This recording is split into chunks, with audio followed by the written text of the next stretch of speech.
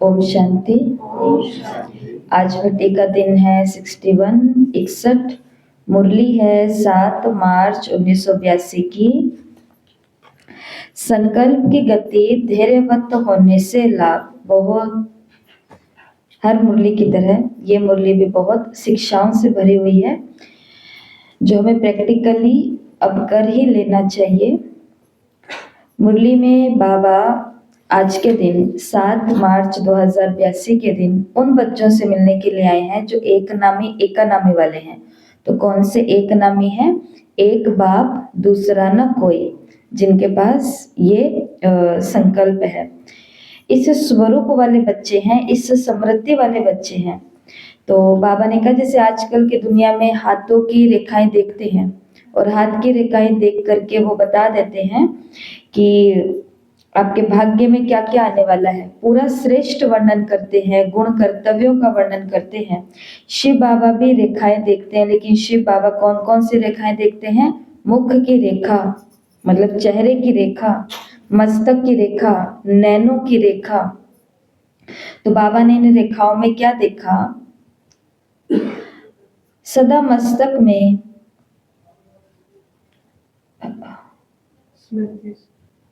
हर एक बच्चे के मुख, नयन और मस्तक द्वारा हर एक की स्पीड और स्टेज की रेखाएं देखी। वैसे भी फेस द्वारा ही मनुष्य आत्मा को परखने की कोशिश करते। वो लोग देह अभिमानी होने के कारण स्थूल बातों को चेक करते और बाप दादा ने क्या चेक किया? मस्तक के द्वारा समृद्धि स्वरूप को देखा। मस्तक के द्वारा कि बच्चे याद में कितना रहते हैं वो देखा। नैनों के द्वारा जल ज्वाला रूप देखा। मुख की मुस्कान द्वारा न्यारे और प्यारेपन की कमल पुष्प समान स्थिति को देखते हैं। तो कौन कौन सी चीजें हैं? मस्तक के द्वारा बाबा हमारी समृद्धि स्वरूप की रेखाएं देखते हैं कि रेखा लंबी है कि छोटी है, टेढ़ी है कि सीधी है। नैनों के द्वारा ज्वाला स्वरूप को देखते हैं और मुस्कान, मुख की मुस्कान के द्वारा न्यारे प्यारेपन के कमल पुष्प समान स्थिति को देखते हैं। तो जो सदा समृद्धि स्वरूप रहते उनकी रेखाएं सदा मस्तक में संकल्पों की गति धैर्यवत होती। बाबा ने मुरली में बोला कि जिस प्रकार कोई व्यक्ति मुख के द्वारा जब बोलता है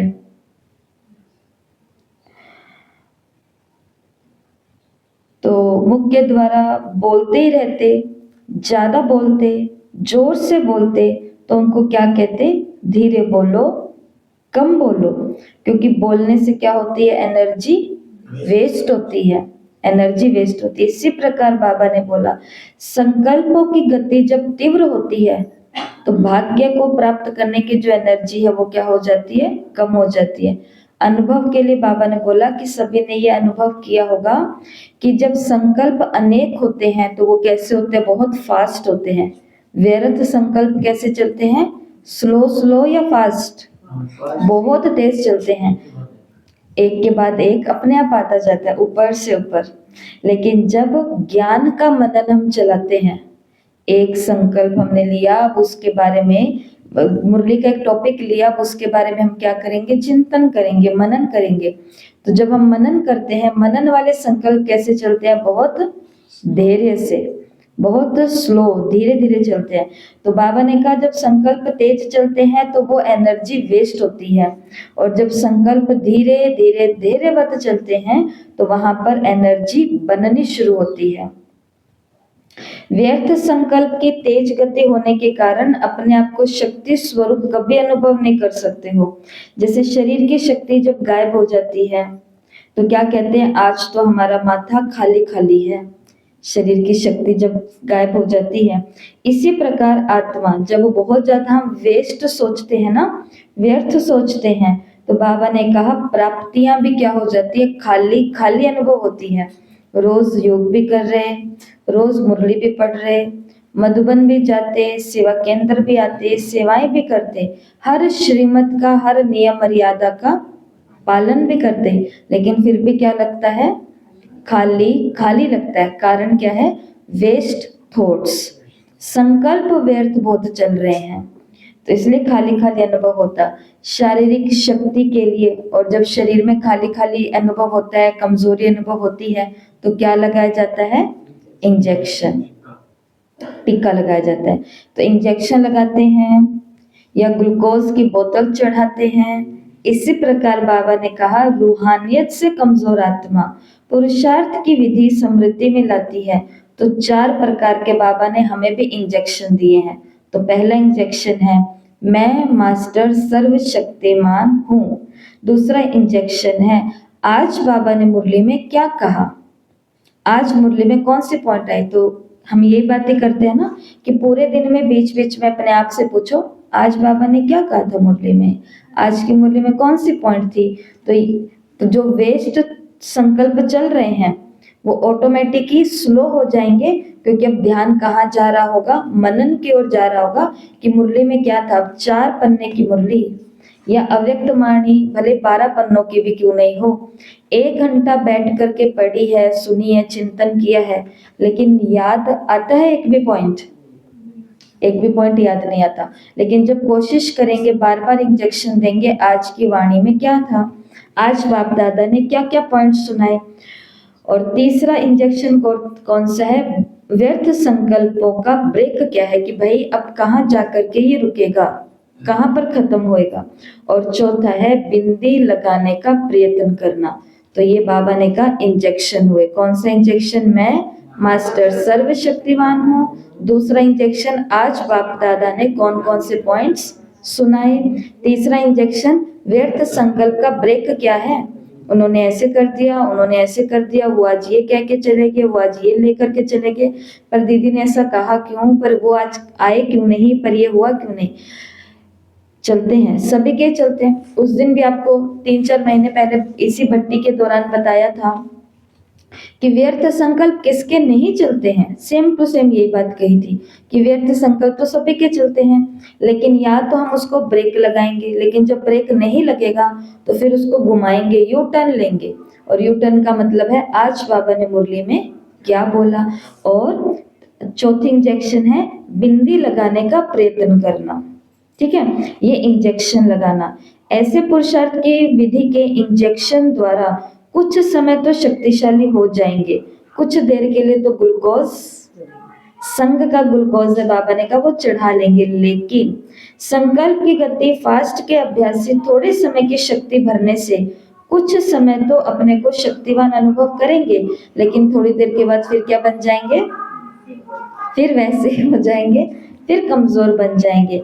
इसलिए, और इसका तोड़ क्या है, इसके लिए बाप दादा मस्तक की रेखाओं द्वारा रिजल्ट देखते हुए फिर से बच्चों को यही श्रीमत याद दिलाते हैं कि संकल्प की गति को अति तीव्र नहीं बनाओ। जैसे मुख के बोल के लिए कहते हैं कि 10 शब्दों के बजाय 2 शब्दों में बात पूरी कर दो, ऐसे कहते हैं ना। जो 2 शब्द हैं और वो भी ऐसे समर्थ हो जैसे कि 100 शब्दों का कार्य सिद्ध कर दिया। शब्द 2 होंगे लेकिन काम कितने शब्दों वाला कर देंगे, जैसे कि 100 शब्दों का एक मैटर भेज दिया हमको।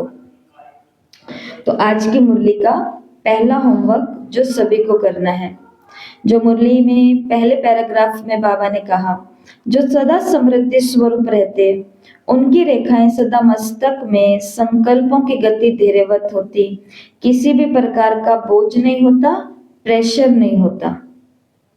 तो इसलिए अपनी समृद्धि को कैसा बनाना है, समृद्धि स्वरूप। कौन सी समृद्धि स्वरूप बनाना है, जो ये ड्रिल है या ये इंजेक्शन है, इनकी याद में रहना है। तो इससे हमारे संकल्प की गति धैर्यवत हो जाएगी, किसी भी प्रकार का बोझ नहीं रहेगा, किसी भी प्रकार का प्रेशर नहीं रहेगा।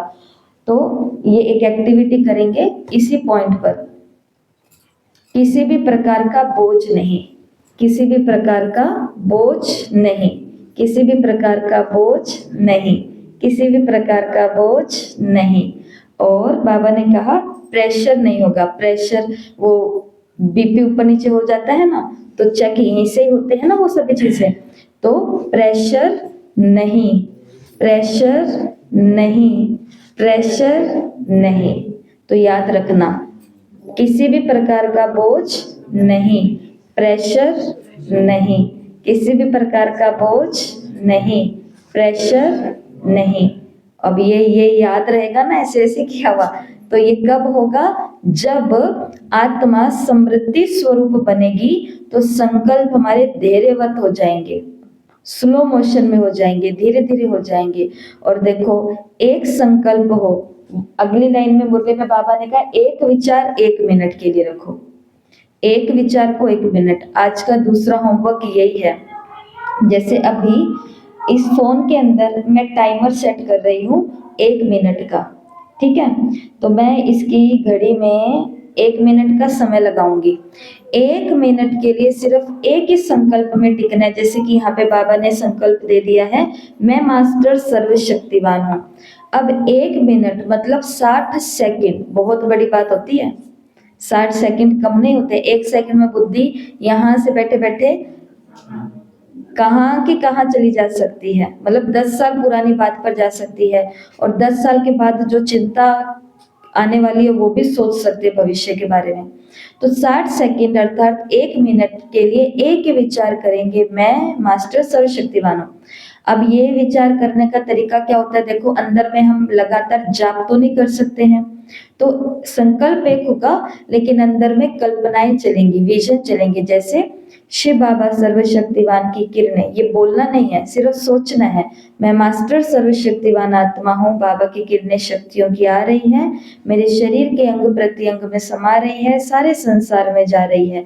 मैं मास्टर सर्वशक्तिवान आत्मा हूँ। इसी संकल्प के इर्द गिर्द वाले संकल्प चलने चाहिए। बाहरी व्यर्थ संकल्प या इस संकल्प के अलावा कोई भी संकल्प है, उसकी एंट्री अगले 1 मिनट तक नहीं होनी चाहिए। आई समझ? तो 1 मिनट का टाइम स्टार्ट करते हैं और संकल्प है, मैं मास्टर सर्वशक्तिमान हूं, आंखें बंद।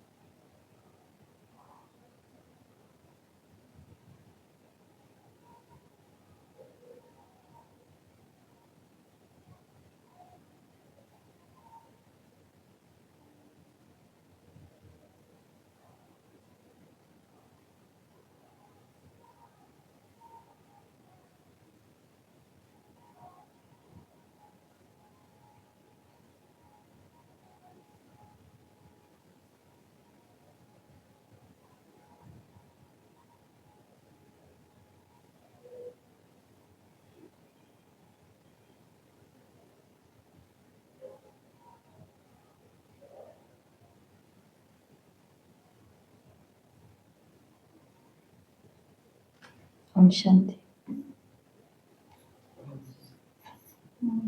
तो 1 मिनट छोटा था कि बड़ा था? कितना बड़ा था। और बीच में आया ना बहुत कुछ। किस किस के आया? नहीं आया? कुछ नहीं आया? नहीं आया, आज नहीं आया, यहाँ पे नहीं आया, ठीक है? तो ऐसे आज का ये काम करना है सभी को, पहला होमवर्क। और वो क्या है? 1 मिनट में केवल एक विचार। और कौन कौन से विचार बाबा ने मुरली में दिए हैं? मैं शरीर नहीं, मैं आत्मा हूँ। आगे कौन सा विचार दिया है? पढ़ो। पहला विचार है, मैं शरीर नहीं, मैं आत्मा हूँ। अगला विचार है, मैं कल्प पहले वाला बाप का बच्चा हूँ। एक विचार उठाया, 1 मिनट तक इसी के अंदर बैठना। मैं वारिस हूँ, अधिकारी हूँ। तो बाबा ने कहा ये सभी संकल्प हमें क्या बना देंगे? मास्टर सर्वशक्तिमान। तो सर्वशक्तिमान के अंदर हम क्या क्या सोच सकते हैं वो बाबा ने बताया। तो कहने का भाव ये है कि एक संकल्प, एक विचार पकड़ो। जैसे कल का विचार था, आज का मेरा दिन विशेष है। तो अगर सिर्फ ये एक भी चीज हम सोचते हैं पूरा दिन कि आज का दिन बहुत विशेष है, आज तो कुछ खास है, आज तो कुछ खास है, तो भी हमारे संकल्प किसके इर्द गिर्द रहते हैं? उसी के ही चारों तरफ वृत्ति घूमती रहती है। तो बाबा ने कहा व्यर्थ संकल्प ऐसे समझो जैसे कि बांस का एक जंगल होता है, बट का जंगल होता है। तो वहां पर क्या होते हैं, जो बांस होता है ना वो अंदर ही अंदर अपने आप ही पैदा होता जाता है, और वो ऐसा पेड़ बनता है कि जब बांस से बांस टकराता है तो ऑटोमेटिक जंगल में अपने आप आग लगती है। बाबा ने कहा व्यर्थ संकल्प भी ऐसे हैं, एक व्यर्थ संकल्प के आगे दूसरा व्यर्थ संकल्प खड़ा हो जाता, दूसरे के आगे तीसरा खड़ा हो जाता, और ये सभी आपस में टकराते हैं तो अंदर में क्या लगती है, आग लगती है। तो वैसी घटनाएं शुरू हो जाती है व्यर्थ बातों की, प्रैक्टिकल में शुरू हो जाता है। प्रैक्टिकल में होएगा ना, कोई कहता है, अब कई कहते कि हम भी कहते थे कि बिल्ली के रास्ता काटने से काम बिगड़ जाता है। बेचारी बिल्लियां आजकल मीटिंग कर रही हैं और उनकी मीटिंग के अंदर ये बात निकल कर के आई कि ये इंसान से बच कर के रहो, ये जहां से भी जाए उस रास्ते से नहीं जाना, क्योंकि इनके रास्ते, ये हमारे रास्ते में आ गए तो हमारे काम बिगड़ जाएंगे। ये हम नहीं कह रहे हैं, ये संसार के विद्वान आध्यात्मिक पुरुषों ने ये बात कही है, आध्यात्मिक लोगों ने ये बात कही है। ये अतिशयोक्ति की गई है इंसानियत के ऊपर कि गिरावट इतनी ज्यादा आ गई है कि जानव प्रजातियां हैं वो भी खुद को सेफ नहीं फील कर रही है इनके आगे। तो ये हुआ क्या होगा, हुआ ये होगा कि कोई भाई कभी कितनी सदियों पहले वो अपने किसी काम से जा रहा होगा, बड़ा खुश होके तिलक लगवा करके मीठा मुंह कर करके कि ये तो काम हो ही जाएगा, जाते जाते जाते उसका थोड़ा सा कोई नेगेटिव थॉट चल रहा होगा कि अगर ये नहीं हुआ तो, अगर वो नहीं माने तो, अगर ये बात नहीं बनी तो, इंटरव्यू में पास नहीं हुआ तो, इतने में कोई बिल्ली रास्ता काट गई होगी, उसका ध्यान भी नहीं गया, गया आगे बना बनाया काम, इंटरव्यू में पास होना ही था, लेकिन उन्होंने हमको क्या कर दिया, उन्हें फेल कर दिया, पास नहीं किया। अब इंसान की खासियत हमेशा से रही है कि जब उसको फेलियर मिलेगी तो फिर अपन किसको दोष देंगे। फिर उसने सोचा कि आज के दिन उठा भी टाइम पर था, भगवान जी को भी याद किया था, माता जी के पैर भी छुए थे और मीठा भी खा करके निकला था, पूजा भी करके निकला था, सब कुछ किया था, आखिर गड़बड़ी कहाँ हुई। रास्ते में एक बिल्ली आई थी, बस ये बात जंगल में कैसे फैली, आग की तरह फैली। फिर धीरे धीरे धीरे धीरे धीरे धीरे वास्तव में बिल्ली के रास्ता काटने से काम नहीं बिगड़ा, हमारा व्यर्थ सोचने से, नेगेटिव सोचने से हमारा काम बिगड़ गया। इसलिए नहीं शब्द हम कभी नहीं बोलते, कहते हैं कि हम क्रोध ना करें तो उसके लिए ये स्वमान करना है, मुझे गुस्सा नहीं आता, मुझे गुस्सा नहीं आता, नहीं, ये क्यों, दोनों ही नेगेटिव शब्द है, गुस्सा भी अच्छा नहीं है और नहीं शब्द भी तो अच्छा नहीं है। इसके लिए क्या बोलना है, मैं शांत स्वरूप आत्मा हूँ, 1 मिनट 1 संकल्प। दूसरा बाबा ने कहा व्यर्थ संकल्प कैसा होता है, जंगल में खड़े बांस के वृक्षों की तरह होता है, आपस में टकराता, आग लगती। बाबा ने कहा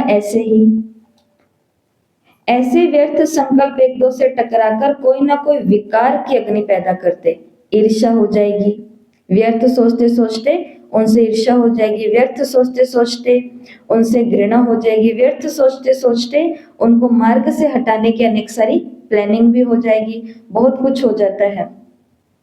और बाबा ने कहा जब विकारों की आग प्रज्वलित हो जाती है ना तो स्वयं ही स्वयं को परेशान करते हैं, खुद ही खुद का क्या बन जाते हैं, दुश्मन बन जाते हैं। इसलिए बाबा ने कहा अपने संकल्पों की गति को धैर्यवत बनाओ।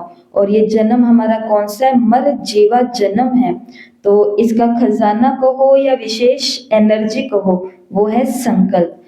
देखो संकल्प को सही दिशा देने का पूरे दिनचर्या में, पूरे जीवन में सिर्फ एक ही मार्ग है और वो है मेडिटेशन। साइंस भी इसे स्वीकार कर चुकी है, क्यों स्कूल के बच्चों को ये बात बहुत अच्छे से फैलाई जा रही है, समझाई जा रही है कि डेली क्या करना है, तुम्हें मेडिटेशन करना है, क्योंकि मेडिटेशन एक ऐसी चीज है जो संकल्पों की एनर्जी को स्टोर करती है, बनाती है, बढ़ाती है और सही दिशा में लगाती है। ठीक है, आगे मुरली में बाबा ने कहा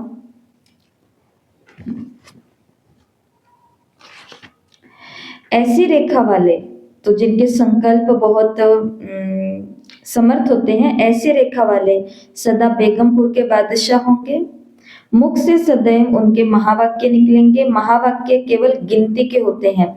जैसे महान आत्माएं गिनती की होती है ना, आत्माएं तो अनेक होती हैं और परमात्मा एक होता है, और महान आत्माएं भी गिनती की होती हैं। और तो बाबा ने कहा दोनों शक्तियों को खर्च नहीं करो। तो कौन सी दो शक्तियां बाबा ने बताई आज? संकल्प की शक्ति और वाणी की शक्ति। ज्यादा बोलना, तेज बोलना, और तीसरा क्या बताया? जोर से बोलना। इसकी जगह बाबा ने कहा किसको अपना लो? धीरे बोलो, कम बोलो। सेम टू सेम यही बात बाबा ने संकल्पों के ऊपर कही है। तो अभी आपको कुछ परिस्थितियां दे रहे हैं, कुछ स्थितियां दे रहे हैं, तो उसकी चर्चा भी हम यहाँ करेंगे 5 की, और 5 आपको घर के लिए देंगे काम। तो संकल्प चुनौती खेल, मतलब कि चैलेंज है ये सभी के लिए। तो स्थिति है कि आप एक बहुत इंपॉर्टेंट मीटिंग में जा रहे हैं, प्रेजेंटेशन देने वाले हैं, लेकिन आपको घबराहट हो रही है और संदेह महसूस हो रहा है। तो आपके लिए चैलेंज है कि ऐसी स्थिति में आत्मविश्वास पाने के लिए एक शक्तिशाली संकल्प बताओ। मतलब आपको अचानक से कह दिया गया है कि ये जो पूरी मुरली आज हुई है, कल की मुरली शुरू करने से पहले कैमरा के आगे बैठ करके इस मुरली को आपको 5 मिनट में क्लियर कर देना है, सार रूप में सभी को समझा देना है। ये आपके लिए समझो एक चैलेंज आ गया। तो अब इसमें आत्मविश्वास बनाए रखने के लिए, घबराहट ना महसूस हो, ये करने के लिए कौन सा शक्तिशाली संकल्प अपनाएंगे? जैसे कि आपने बताया, मैं मास्टर सर्वशक्तिमान आत्मा हूँ, मैं ज्ञान स्वरूप आत्मा हूँ, ज्ञान तो मेरी रग रग में भरा हुआ है, बस केवल बोलना ही तो है। मैं सफलता मुहूर्तों की जो लक्ष्य लेकर के मैं बैठी हूँ, वो बस मेरे को करना ही है और मुझे सफलता जरूर मिलेगी। तो जैसे इसमें संकल्प हम ये ले सकते हैं, उदाहरण के तौर पर, मैं मास्टर सर्वशक्तिमान आत्मा हूँ, मैं हर कार्य में आत्मविश्वास और स्पष्टता के साथ आगे बढ़ती हूँ। ये देखा, ये होती है इंग्लिश। इंग्लिश का मतलब है हिंदी और इंग्लिश मिक्स होती है। कितना सुंदर उनको ये वाक्य, क्योंकि रोज रात की मुरली पढ़ने से पहले ये 5 मंत्रों का जाप हो रहा है ना, माई मेमोरी सपोर्ट्स मी, और उन्होंने क्या बोला? मेरी मेमोरी सपोर्ट्स मी, मेरी मेमोरी सपोर्ट्स मी, कि भाई मैंने पूरी तैयारी की है। दीदी ने कहा था स्टेज पे बैठने से पहले ये आपको सुनाना है, स्टेज पे बैठते ही कैमरा के आगे पहले, आज मैं आने वाली हूँ सबके आगे, आज मैं आने वाला हूँ, my memory supports me, my memory supports me, my memory. तो आत्मविश्वास को बढ़ाने के लिए संकल्प है, मैं मास्टर सर्वशक्तिमान हूँ और मैं अपना हर कार्य आत्मविश्वास और सफल स्पष्टता के साथ करती हूँ। आपके लिए दूसरी परिस्थिति है, आपके किसी करीबी मित्र से बहस हो गई है। दृश्य बनाते जाओ अंदर, क्योंकि संकल्प तभी निकल करके आएंगे जब आप पहले दृश्य बनाओगे।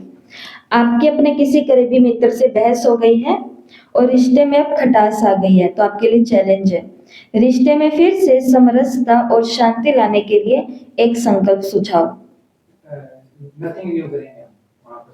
अपनी गलती है तो उनको बताएंगे कि मेरे से ये हो गई।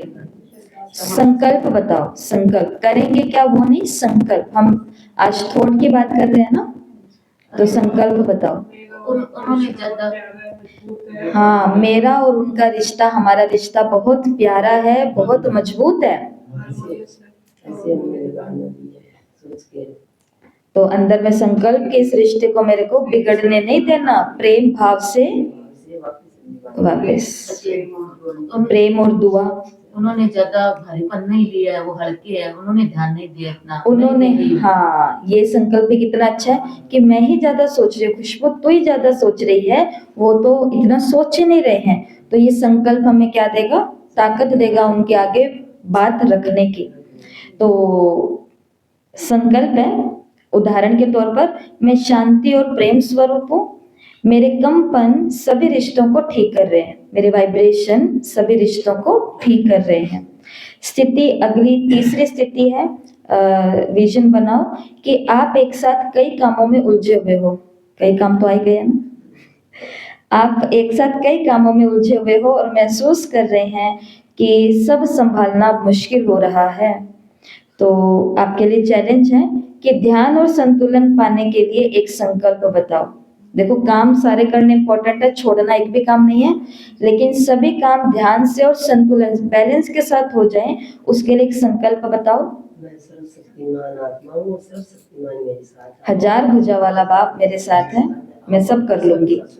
और भी बाकी बोले,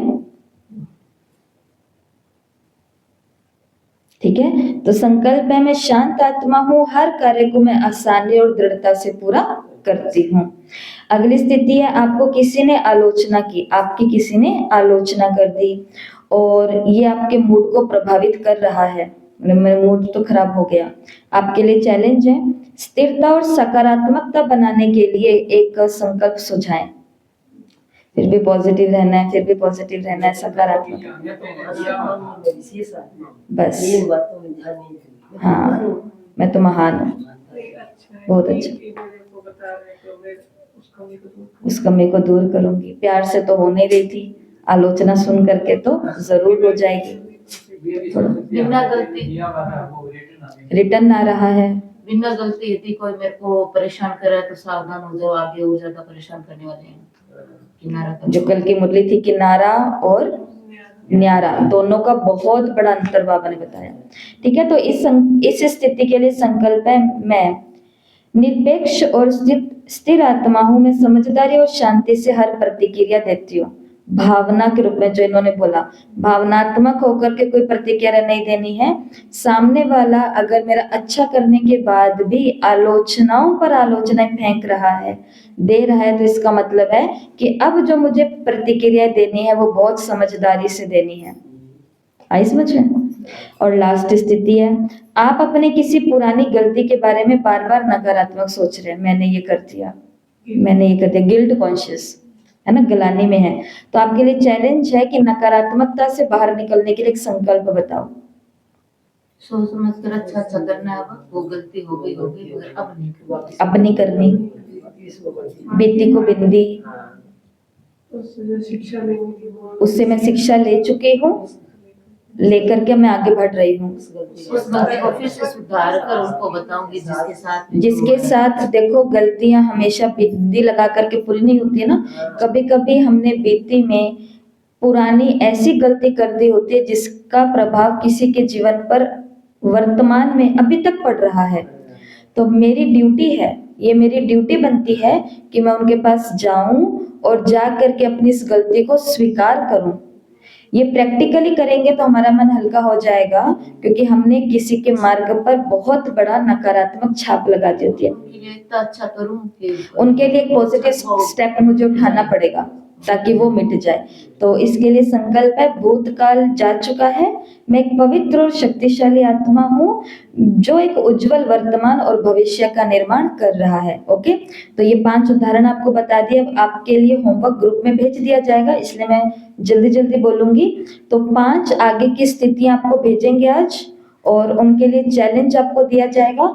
तो as a game, as a खेल आपको इसे कंप्लीट करना है। जैसे पहली स्थिति है, आप जीवन में एक बड़े निर्णय को लेकर के अनिश्चितता महसूस कर रहे हैं और भ्रमित है, मतलब मेरी लाइफ का सबसे बड़ा डिसीजन जो मेरा सब कुछ बदल सकता है, लेकिन मैं अनिश्चितता और भ्रमित कि मैं सही दिशा में जाऊंगा या नहीं जाऊंगा, ऐसा महसूस आप कर रहे हैं। तो आपके लिए चुनौती है कि स्पष्टता और आत्मविश्वास पाने के लिए एक संकल्प सुझाएं। ठीक है, अब इसके लिए संकल्प डाल देना इसमें।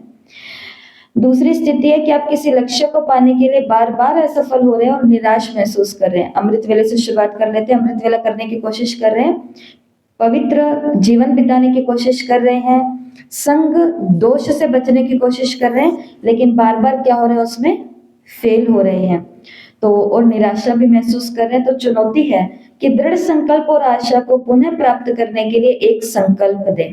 ठीक है, अगली स्थिति है कि आप अपने काम या घर के तनावपूर्ण माहौल से घिरे हुए हैं, मतलब बाबा के पास आते हैं तो सब कुछ बहुत बेहतरीन है, लेकिन मेरा ऑफिस और मेरा घर का जो माहौल है वो सच में तनावपूर्ण है और मैं उसमें घिरी हुई हूँ। तो चुनौती है, अशांति के बीच आंतरिक शांति बनाने के लिए एक संकल्प सुझाएं। कितना सुंदर है ये। अगली स्थिति, आप किसी ऐसी आदत के प्रति आकर्षित हो रहे हैं जिसे आप छोड़ना चाहते हैं, तो चुनौती है। अनुशासन और ध्यान बनाए रखने के लिए एक संकल्प दें। और लास्ट, आप खुद को किसी समूह या प्रियजन द्वारा कमतर आंका हुआ या नजरअंदाज महसूस कर रहे हैं कि वो मुझे थोड़ा कम आंक रहे हैं, वो मुझे इग्नोर कर रहे हैं, तो चुनौती है कि आत्म मूल्य और सकारात्मकता को मजबूत करने के लिए एक संकल्प साझा करें। समझ में आ गया है? तो ये पांचों स्थिति आपको भेजी जाएंगी और चुनौती के इस खेल को आपको अपनाना है और सिर्फ एक एक संकल्प जो भी हम सुन करके जा चुके हैं इसी प्रकार से आपको शेयर करने हैं, ठीक है। और आज का अगला काम है व्यर्थ विचारों की आग। तो इसके लिए आज प्लानिंग करनी है। आप लिखना चाहो तो लिख सकते हो या फिर कुछ कविता या कलाकृति बनाना चाहो तो बना सकते हो जो ये दर्शाता हो कि व्यर्थ विचार किस प्रकार से मेरे अंदर की ऊर्जा को और स्पष्टता को खत्म कर देते हैं। जैसे आग सब चीजों को खत्म कर देती है ना, तो ये व्यर्थ संकल्प मेरे अंदर में आग लगा देते हैं और मेरी क्लैरिटी को, जीवन के लक्ष्य को क्या कर देते हैं, समाप्त कर देते, खत्म कर देते। तो ऐसी आप कलाकृति बना सकते हैं। और विचारों का बगीचा, दिन में जब जब मेडिटेशन करेंगे तो उस समय क्या अनुभव करना है, सुंदर सुंदर विचारों के फूल बगीचे के बीच में मैं हूँ और कौन सी एक्टिविटी कर रही हूँ, कोई भी बोझ नहीं है, प्रेशर नहीं है, ठीक है, क्योंकि मैं तो कहाँ हूँ, सुंदर विचारों की बगिया में, बगीचे में हूँ। तो ये आज की मुरली है और आज की मुरली हमें क्या शिक्षा देती है कि संकल्प को थोड़ा धीरे रखो, संकल्प को थोड़ा धैर्यवत रखो, पॉजिटिव रखो, प्रेशर मत लो, इंजेक्शन बीच बीच में लगाते रहो, डोज लेते रहो, ग्लूकोज चढ़ाते रहो। और ग्लूकोज और इंजेक्शन जब काम ना करे तो श्रीमत का मस्तक बाबा के आगे दिखाते रहो कि श्रीमत पर मैं हूं या नहीं हूं, ठीक है। तो ये आज सभी को होमवर्क करना है और ग्रुप में पोस्ट करना है। मुरली का टेस्ट सभी को देना है। आगे की मुरली जो है वो बाबा ने डबल विदेशी बच्चों से मुलाकात की, थोड़ी सी छोटी सी मुरली है, वो सभी पढ़ लेना। और हाँ, विशेष बात यहाँ पर, दो एनर्जियां संकल्प और वाणी, इनको खर्च नहीं करना है। जो भी बोल लेना औरों के प्रति तो वो आशीर्वाद के दो बोल होने चाहिए, मुख से अमृत वाणी निकलनी चाहिए। तो सदा संकल्प और बोल आशीर्वाद के रूप में होंगे, लौकिक वाणी नहीं, अमृत वाणी निकलनी चाहिए। हमारे मुंह से क्या निकलनी चाहिए, अमृत वाणी। यहाँ ऐसा क्यों होता है, आप भी ऐसा करते हो, आपने ये खाया, आपने ये पहना, आपने ये किया, कौन, वो किसने बनाया, कौन लेकर के आया, क्या हुआ, क्या ये अमृत वाणी है? सेवा पे कौन जा रहा है, सेवा दीदी कहाँ कर रहे हो, आज कौन आया, ये कौन है, किसके साथ, कितने लोग सुन रहे हैं, कितने लोग देख रहे हैं, ये कौन कौन है जिसने ये सुनाया, ये किया, क्या ये अमृत? और किससे पूछते हैं, वो जो कोशिश कर रहे हैं कि उनके मुंह से आशीर्वाद के शब्द निकले, उनसे हम कैसी वाणियां पूछ लेते हैं चला करके, ऐसे।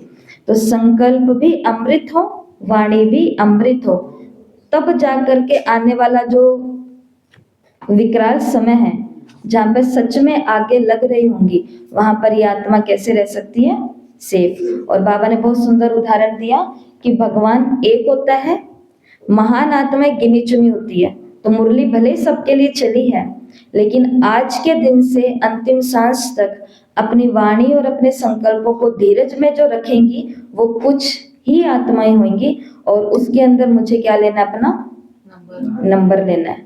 ये हमारे लिए एक बहुत बड़ा चैलेंज है। Okay, Om Shanti. 1 minute silence में बैठेंगे।